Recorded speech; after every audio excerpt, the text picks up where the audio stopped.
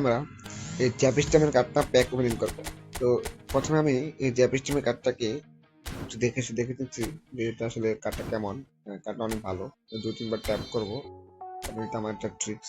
তো এই ট্রিক্সটা ফলো করলে আমি অনেক কার্ড ইতিমধ্যে পেয়েছি। তো দেখা যাক আজকে পাই কিনা। তো চলো দেখা যাক পাই কিনা। তো কার্ডগুলো একদম অসাধারণ।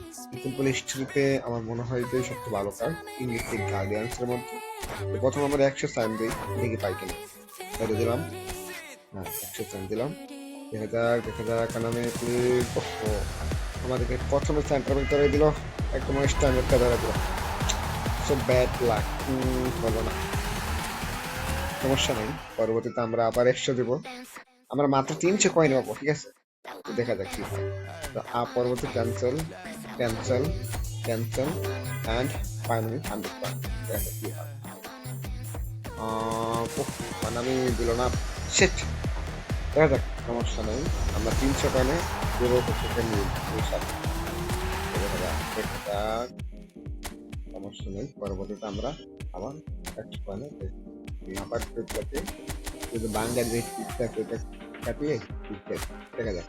এবার কারণ আমি আমাদের ব্যাগ দিলাম, টার্গেট আমার গ্যাপ স্থান, ঠিক আছে। তো এটা পেয়ে গেলে আমি আর স্পিন দিব না, আমার পয়েন্টগুলো বেড়ে যাবে, ঠিক আছে। Cancel finally 100। কারণ আমি প্লে ফাইনালি ব্রো পেয়ে গেছি ইয়েস ইয়েস। জ্যাপিস্টেম, ও জ্যাপিস্টেম সেই অসাধারণ ভাই, কি বলবো। মাত্র 300 কয়েনে পেলাম।